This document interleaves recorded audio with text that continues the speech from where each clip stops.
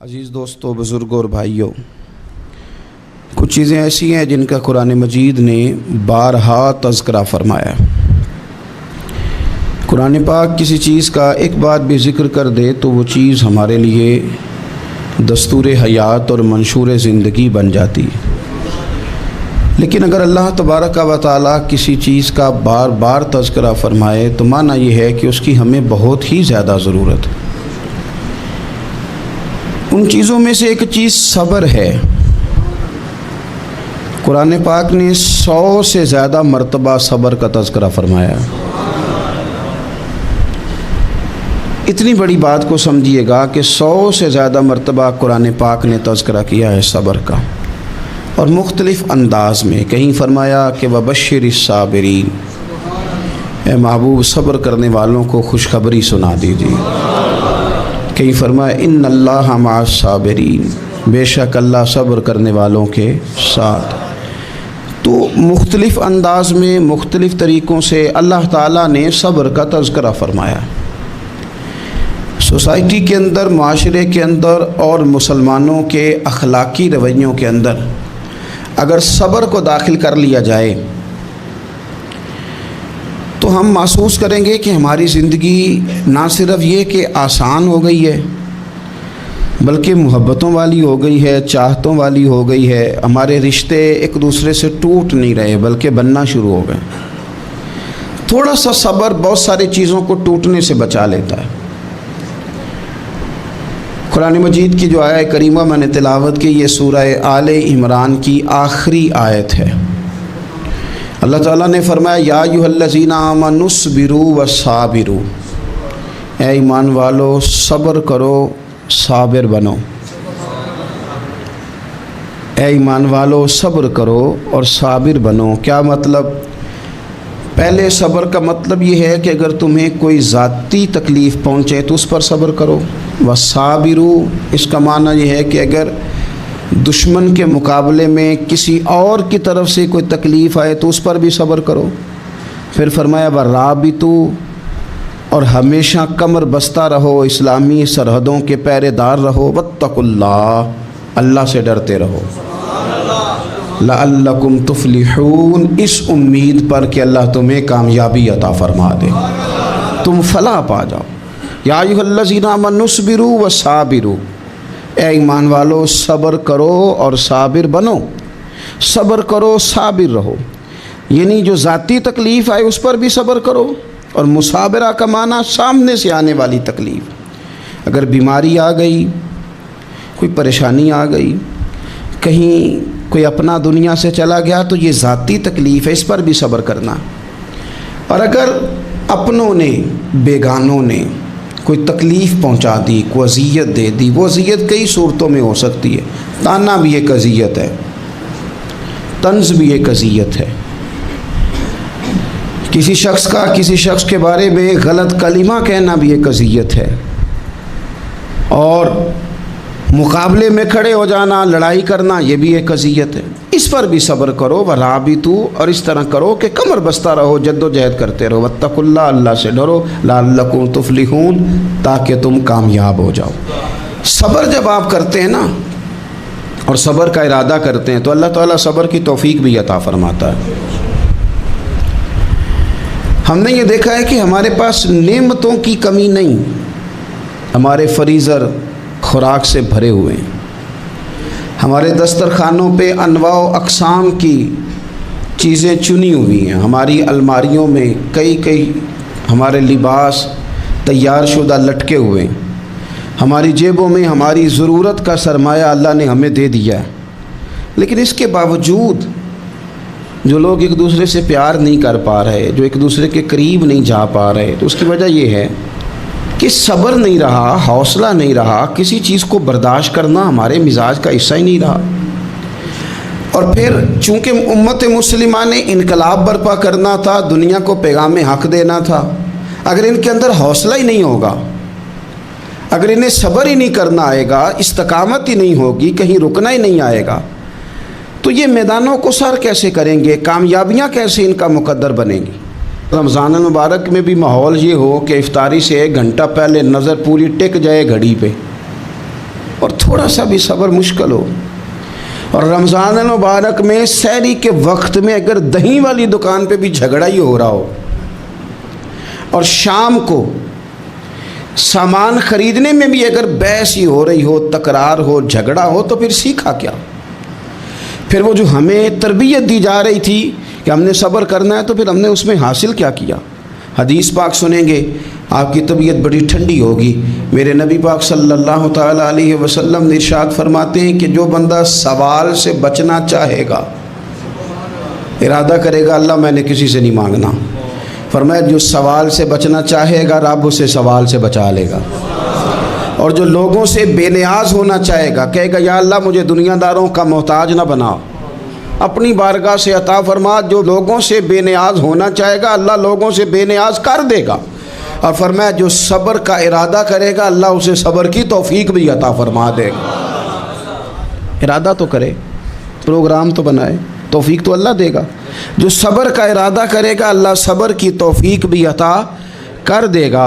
اور حضور صلی اللہ تعالیٰ علیہ وسلم فرمانے لگے یاد رکھو کسی بندے کو جو بہترین تحفہ دیا گیا ہے نا، اگر کسی کو کوئی بہترین عطیہ ملا ہے تو پھر اللہ تعالیٰ نے اسے صبر عطا فرمایا ہے۔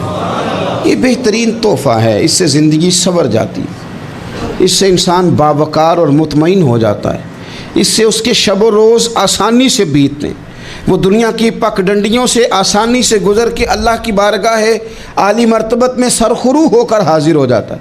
لیکن اگر بے حوصلہ ہو، صبر نہ ہو، پھر نقصان روز بروز بڑھتا ہے۔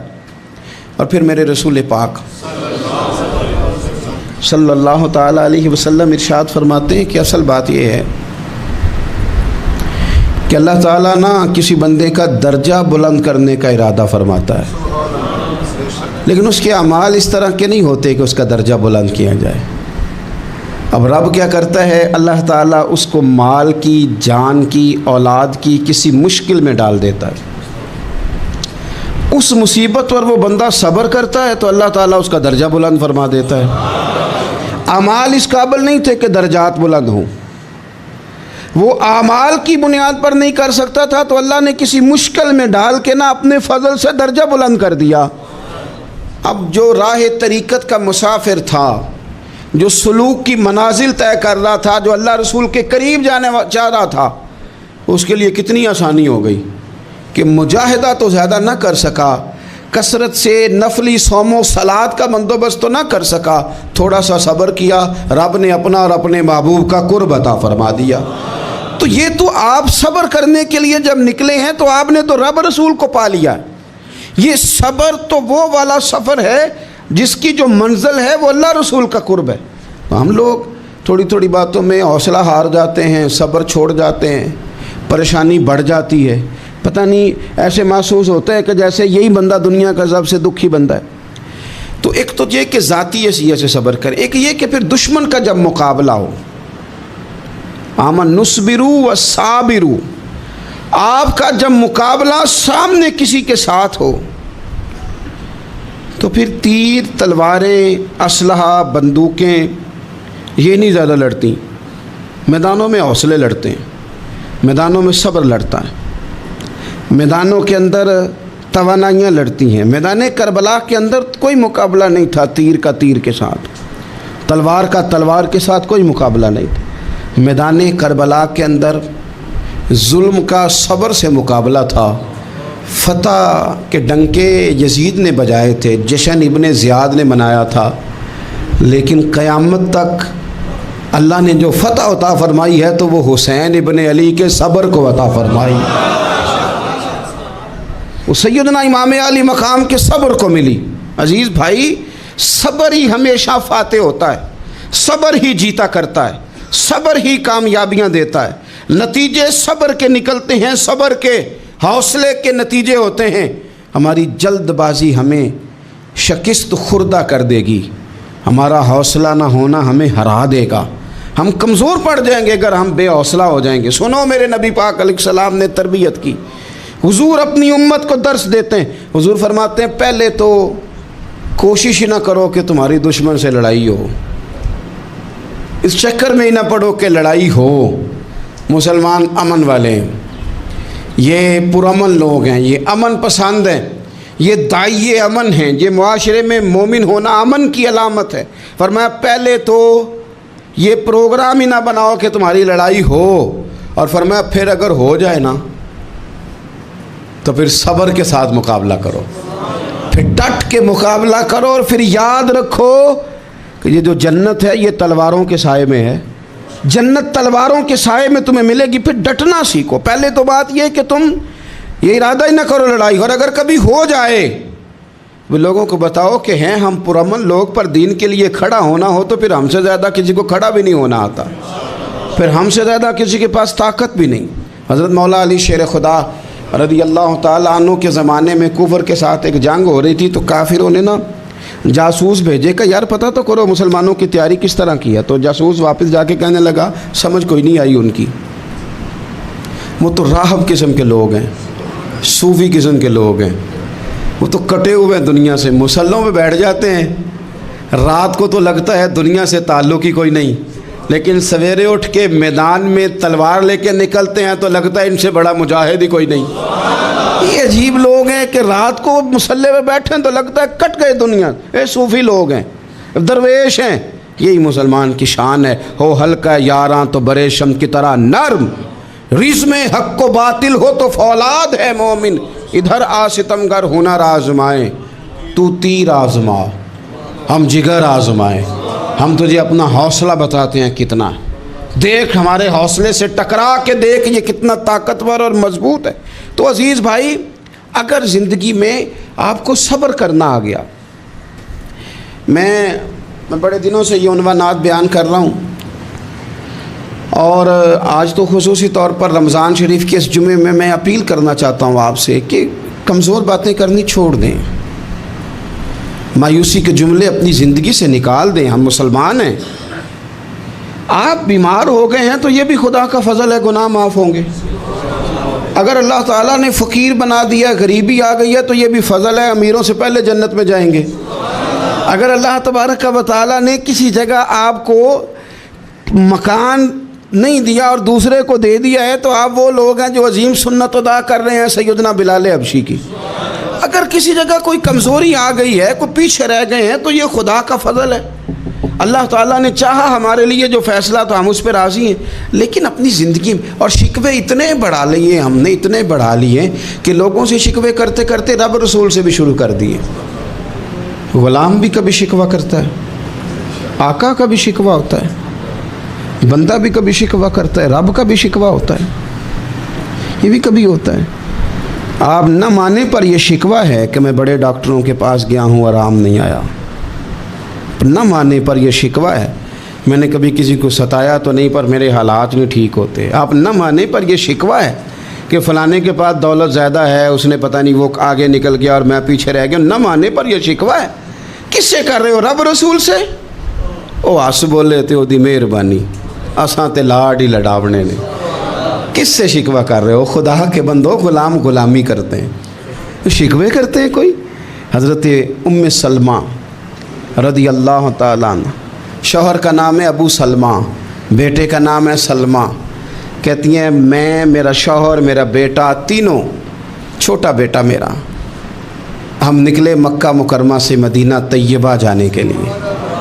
ایک کی بیٹا ہے، خاندان جمع ہے، شوہر کی گود میں بیٹا، اونٹ کے پیچھے میں۔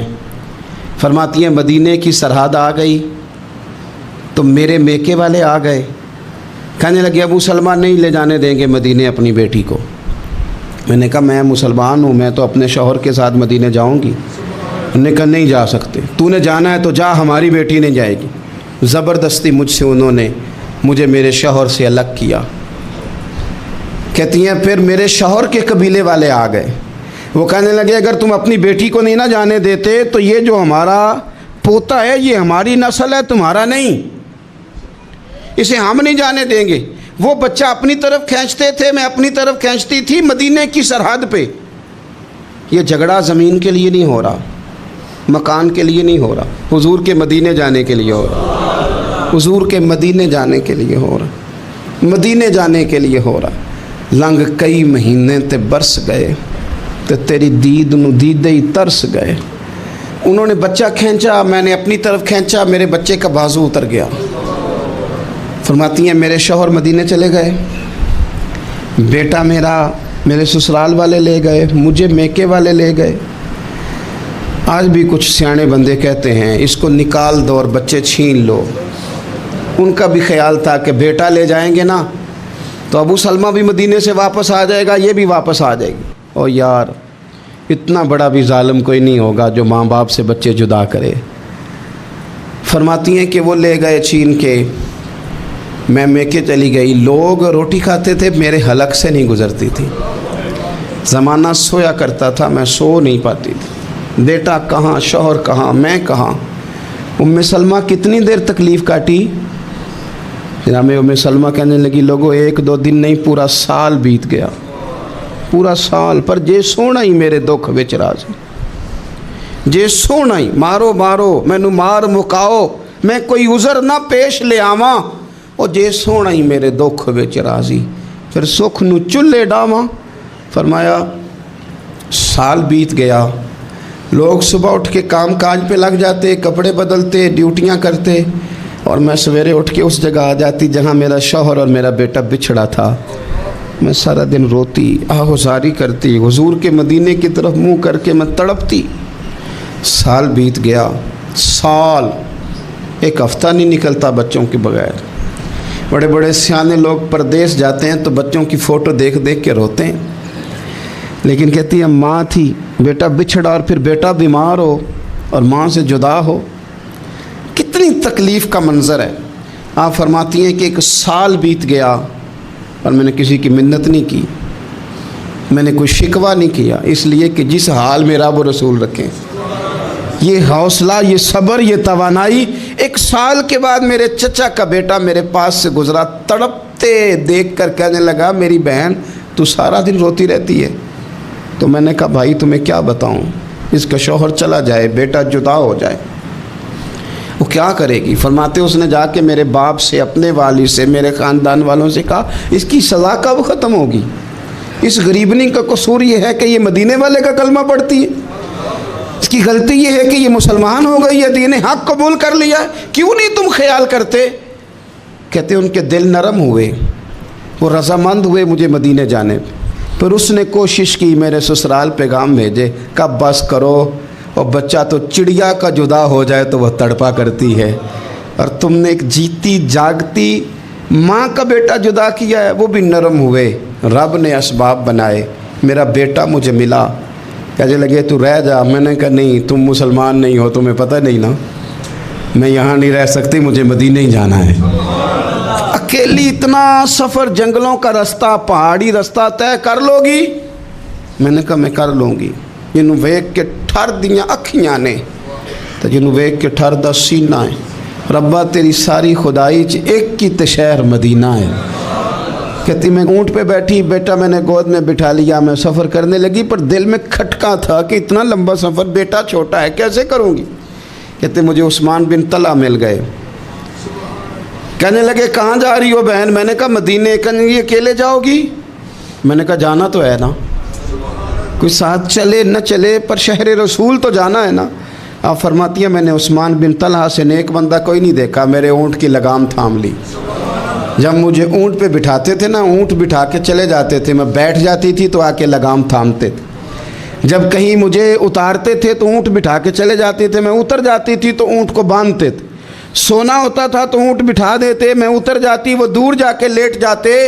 فرماتی تھی پھر میرے لیے میرے رب نے اسباب پیدا کیے اور میں مدینہ پہنچی، میں شوہر سے ملی، اور لوگوں میرے نصیب دیکھو، میں رہنے کہاں لگی؟ حضور کے مدینے میں، شہر رسول میں، شہر اے پائے نظر ہوش میں آ، یہ کوہ نبی ہے، میں حضور کے حرم کی زمین اور قدم رکھ کے چلنا، ارے سر کا موقع ہے او جانے والے، مدینے کے خطے خدا تجھ کو رکھے، غریبوں فقیروں کے ٹھہرانے والے۔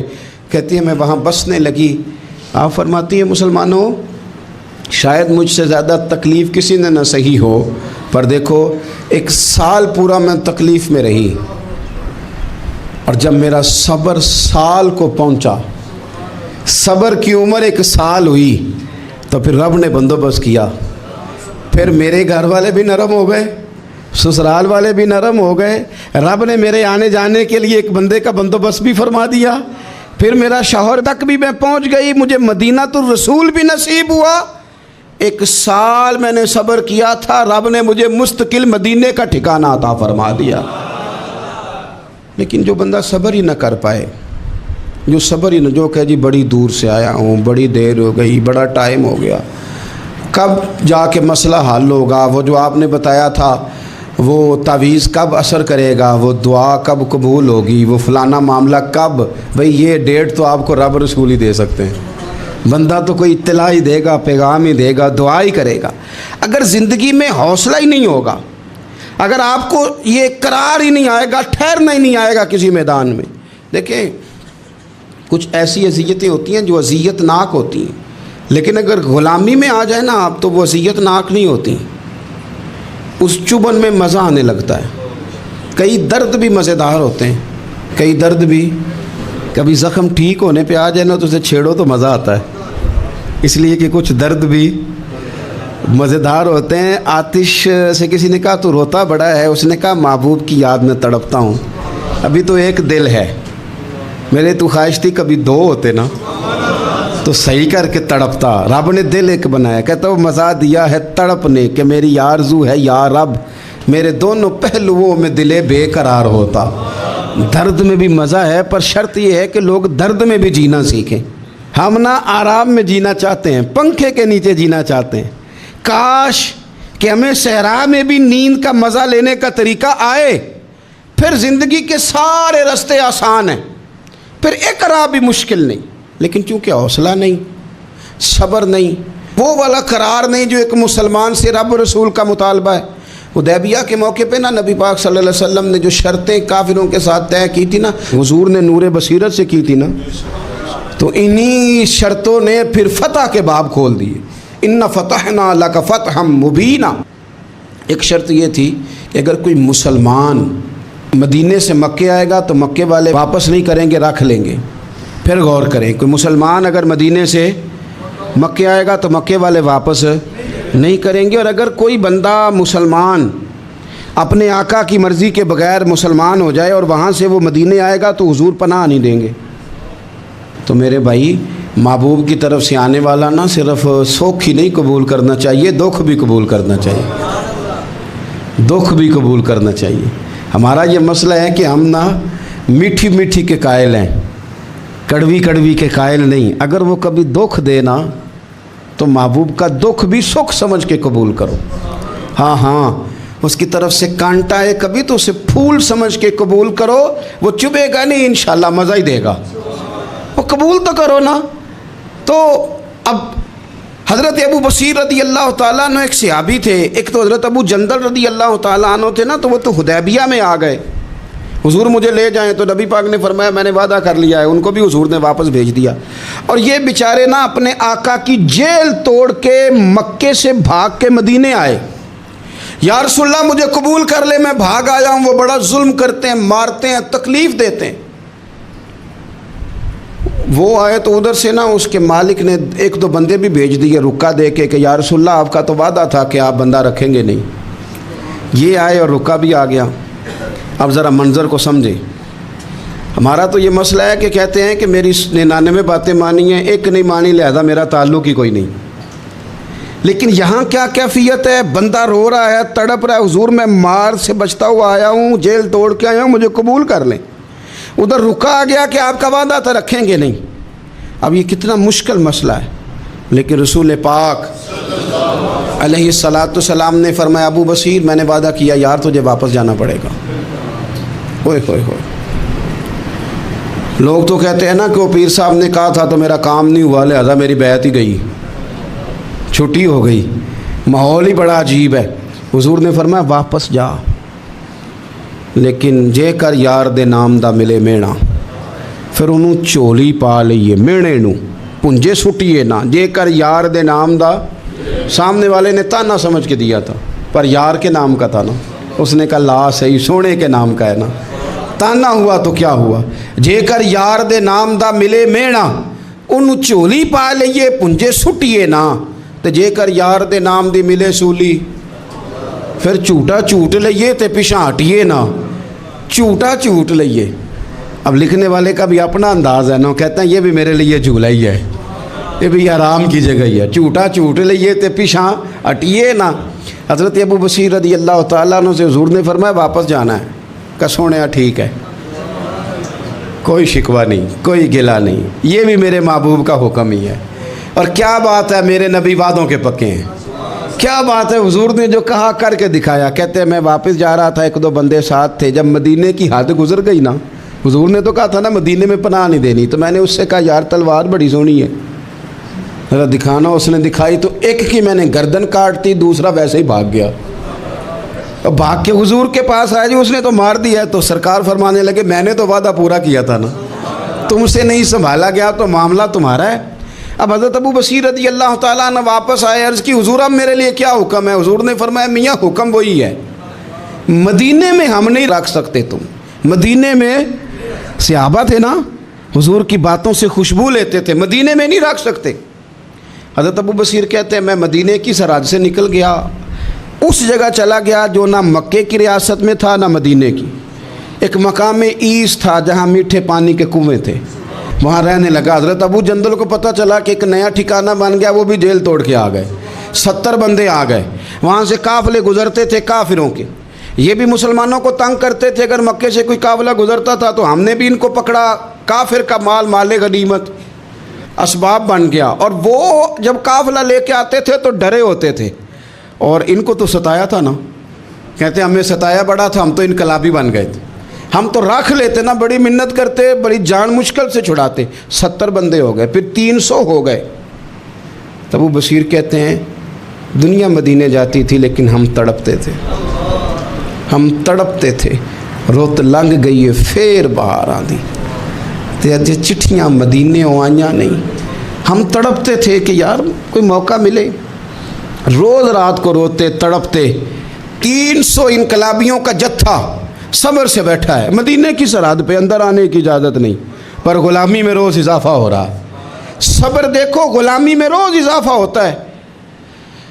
تنگ آ گئے کافر، پہلے بڑی ڈینگیں مارتے تھے کہ دیکھو ہم نے کیسی شرط منوائی ہے، کیسی شرط منوائی ہے کہ ان کا بندہ آئے گا تو ہم واپس نہیں کریں گے، ہمارا جائے گا تو انہیں کرنا پڑے گا۔ پھر اتنے تنگ آئے کہ خود آ کے کہنے لگے حضور مہربانی کریں، یہ شرط تو ختم کرے نا، اور ان 300 کو تو مدینے بلائیں، مہربانی فرمائیں۔ حضور بڑے خوش ہوئے، آج غلاموں کے نام پیغام لکھا، غلاموں کے نام پیغام لکھا، چٹھی لکھی حضور نے۔ چٹھی کس چیز کی لکھی؟ آ جاؤ یار مدینے آ جاؤ، چٹھی آئی مدینے آنے کے لیے، حضرت ابو بصیر کے نام چٹھی گئی، آ جا یار مدینے، آ جا تیرے نام پیغام سب لائی ہے سرکار نبی سے، اور آیا ہے بلاوا مجھے دربار نبی سے۔ پیغام آیا۔ حضرت ابو بصیر اتنے بیمار تھے کہ نزع کا عالم تھا، لیکن اس عالم میں بھی انتظار تھا۔ اس آخری ویلے اکھیاں میریاں رات تکنائے تیرا، تیرا تے سجنا کچھ بھی نہیں جانا، یہ پا جاویں ایک پھیرا، تے سر میرے تے آن کھلویں تے پھر پردہ رہ جائی میرا، سوکھا نکلے صاحب ظہوری، یہ ویخ لوے مکھ تیرا۔ حضرت ابو بصیر کو نہ وہ رکا گیا، حضور کی چٹھی گئی تو یوں چٹھی پڑی، حضور نے فرمایا آ جا نا، رستہ کھل گیا ہے، تو آ جا، کھل گیا رستہ۔ دعا فرماؤ مدینے کے رستے کھل جائیں، کرو نا یار دعا مدینے کے رستے کھل جائیں۔ کچھ ایسے ہیں جنہوں نے سارے دکھ سنانے ہی مدینے جا کے ہوتے، کچھ لوگ ایسے ہیں جن کے دل اور کلیجے پھٹنے کو آ گئے، دعا کرو رستے کھل جائیں۔ حضور نے فرمایا آ جا تیرا راہ کھل گیا۔ حضرت ابو جندل کہتے ہیں میں سرانے کھڑا تھا، حضرت ابو بصیر کے خط پڑھا، مسکرائے، اشارے سے کہنے لگے کہ دیکھ میرے نبی کا خط ہے، حضور کی چٹھی میرے نام آئی ہے، پڑھنا۔ کہ میں نے بھی پڑھی، پہلے روئے پھر کلمہ پڑھا، پھر میرا ہاتھ تھاما، روح ہی پرواز کر گئی، ہمیشہ کے لیے، ہمیشہ کے لیے۔ وہ ظاہری جسم کے ساتھ تو مدینے نہ پہنچے، پر قبر میں گئے تو مدینے والے کی زیارت نصیب ہو، قبر میں حضور کی زیارت نصیب ہو گئی۔ قبر میں حضرت ابو جندل کہتا ہے میں نے جنازہ پڑھا اور اسی مقام پہ جہاں انہوں نے انتظار کیا تھا نا، وہ مقام میں انتظار ان کا مزار بنا، مزار کے ساتھ مسجد بنی، مسجد کا نام مسجد ابو بصیر رکھا گیا۔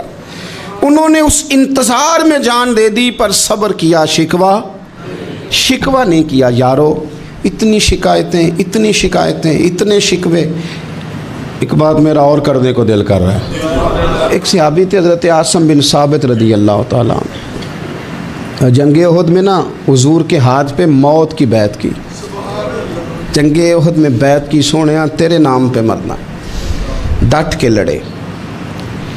سلافہ بن سعد کے 2 بیٹے بدر میں قتل کیے انہوں نے۔ اس نے قسم کھائی کہ معاذ اللہ میں ان کا سر منگا کے تو ان کی کھوپڑی میں شراب پیوں گی۔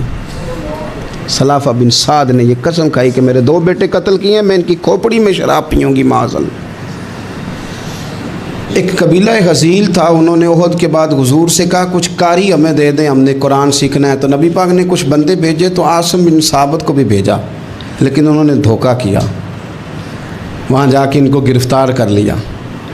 جب گرفتار کر کے مکے والوں کے ہاتھ بیچنے لگے تو حضرت عاصم بن ثابت نے تلوار نکال لی، فرمانے لگے میں کافر کا قیدی ہو کے جینے سے بہتر ہے شہادت کی موت مر جاؤں۔ کافروں کا قیدی لڑے اور فرمانے لگے میرے کمان میں تیر باقی ہے، میں لڑوں گا اور اتنا لڑوں گا کہ تمہیں پتہ چلے گا مجھے لڑنا آتا ہے۔ اور فرمایا میں صبر کروں گا اور صبر کر کے دکھاؤں گا، میں ڈٹوں گا اور تمہیں ڈٹ کے۔ اکیلا بندہ میدان میں ڈٹ گیا، اکیلا۔ جب تیر ختم ہو گئے تو پھر نیزہ نکال لیا۔ یہ بات آپ کو اس لیے سمجھا رہا ہوں کہ کچھ لوگ کہتے ہیں جی میں اکیلا کیا کروں، تو یہ آخر میں یاد رکھیں کہ صبر آپ نے کرنا ہے چاہے اکیلے بھی رہ جائیں، حوصلہ کرنا ہے چاہے اکیلے بھی رہ جائیں۔ اکیلے لڑے، تیر ختم ہو گئے تو نیزہ نکال لیا، خوب لڑے۔ اب اس نے قسم کھائی تھی کہ میں نے ان کی کھوپڑی پہ معاذ اللہ کھوپڑی منگانی ہے، سار منگانا ہے، اور یہ جو لے جا رہے تھے دھوکے کے ساتھ یہ بھی بیچنے لے جا رہے تھے۔ تو جب تھک گئے نا اور چاروں جانب سے جسم میں تیر پہ وسط ہو گئے تو دعا مانگی، اکیلا بندہ اور صبر کا مقام، دعا مانگی، کہا اے اللہ میں نے آخری دم تک تیرے دین کی حفاظت کی ہے، اب تو میرے جسم کی حفاظت کرنا، ان کے ہتھے نہ چڑھ دے میرا جسم۔ حضرت عاصم بن ثابت رضی اللہ تعالیٰ عنہ شہید ہو گئے۔ کافر قریب گئے جسم پکڑنے کے لیے، گرفتار کرنے کے لیے، سر کاٹنے کے لیے، تو شہد کی مکھیاں آ گئیں، پورے جسم پہ قبضہ کر لیا۔ قریب جاتے تو مکھیاں لڑتی، کہنے لگے پیچھے ہٹ جاؤ، شام ہوگی نا توڑ جائیں گی، پھر ہم سر کاٹ لیں گے۔ شام تک چاروں جانب بیٹھے رہے، نہ کوئی ہوا آئی، نہ کوئی بادل برسا، نہ کوئی طوفان آیا۔ شام کو انہوں نے اٹھانا تھا، ایک ریلا آیا پانی کا اور جناب عاصم بن ثابت کی لاش مبارک کو بہا کے لے گیا۔ میرے رب نے اس میدان میں بھی یہ بتلایا کہ جو صبر کرے نا رب اس کے جسم کی بھی حفاظت فرمایا کرتا ہے، کہ جسموں تک کی آخری دم تک اللہ کی مدد ان کے سامنے حال رہتے۔ ربنا افرغ علینا صبرا وثبت اقدامنا فانصرنا علی القوم الکافرین۔ آخر دعوایا ان الحمد للہ رب العالمین۔